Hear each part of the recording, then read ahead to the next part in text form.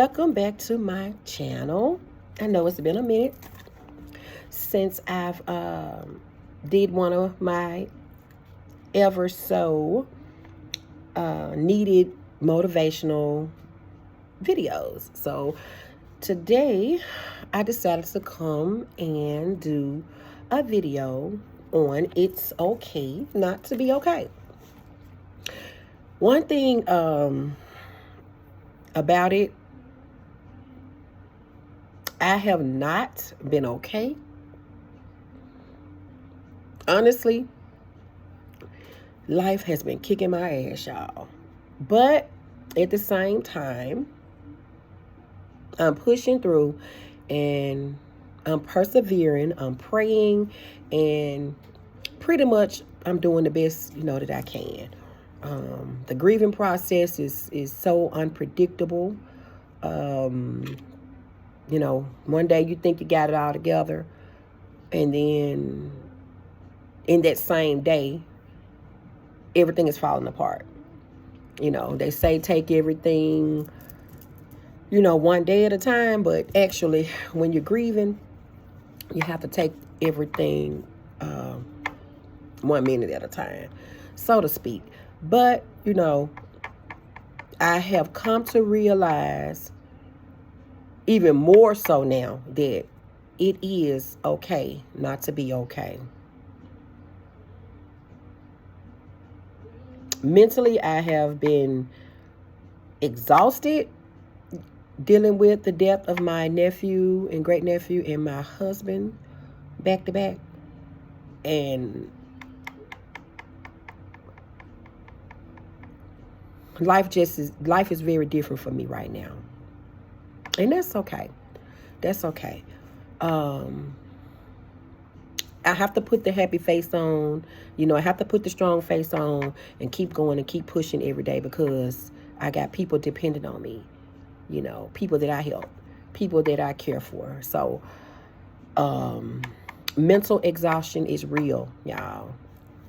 And a lot of ways you can tell that you are mentally exhausted is easily irritated, easily agitated, lack of motivation, don't want to do anything, want to lay around, want to be alone, not having any patience, short fuse, digestion problems, easily dealing with crying spells, being detached from reality, trouble falling asleep, dealing with panic attacks, or dealing with anxiety and being anxious and worrying more so, than you normally would. All of these things may be signs that you are mentally exhausted. And at that particular point, it may be that you need to take a step back, take a break, give yourself time to reset, and just protect your peace. Just protect your peace. Get you some self-care measures in place, because I know I need it. And that's what I'm definitely trying to do. At this point in time in my life, I'm on the other side of the table. I'm on the other side of the table. It's now time for me to practice what I preach, every single day, trying to help other people out. It's like I got to do it. There's no other way around it, and various self-care measures that one could say, okay, let's try these things to help with being mentally exhausted, or anything, for that matter. Doesn't just, work with being mentally exhausted. It works with everything. And that is making sure you get enough sleep, getting you some exercise in at least once a week, taking time off from work, taking time off from anything that actually can contribute to your mental exhaustion. Social media, working, family, whatever it is. Getting some hobbies, doing things that make you happy, doing things that bring you joy, eating healthily. That's also another self-care measure. Meditation and relaxation is a big one. Meditation and relaxation. That's huge, y'all, to self-meditate when you need it or when you feel like you need it. Going on a vacation, that's a big one. I recently went to Florida for my birthday and anniversary in June. We were gone 10 days. Absolutely did me a whole world of good, y'all.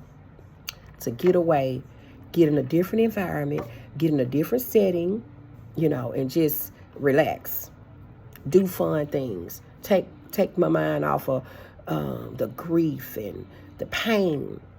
So taking a vacation is very, very important. You have to make time to take a vacation. Get adequate amounts of sleep. That is very important. And my weighted blanket that I purchased, that I be talking about on here, that helps me to get sleep when I'm dealing with my insomnia. So, and the last thing, that I'm going to talk about and stress is asking for help. It's okay to ask for help when you need it.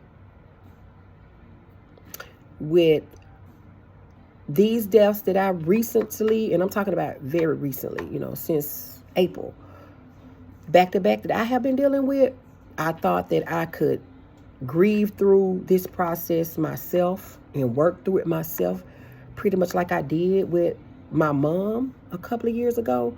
But this right here was different, and it was a bit much because it was tragic with my nephews. With my nephew and my great nephew, that was tragic. And he was so young. The baby was one. His girlfriend was young. That was tragic. And then to turn around, less than a week later, my husband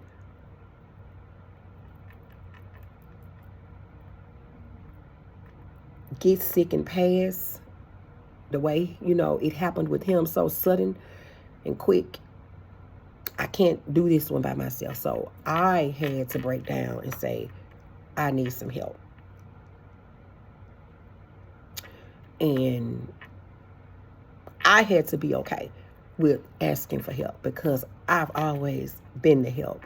So I always feel like it's okay. If you need it and you feel like you can't do it on your own, or if you need assistance, it's okay to ask for help. I had to realize that, and I had to come to terms with that, and that is exactly what I did. So just wanted to come through and say hi to everybody. It's been a rough couple of months for me, but I'm getting there. So wanted to come in today to just do a little encouragement, do a little motivation on it's okay not to be okay.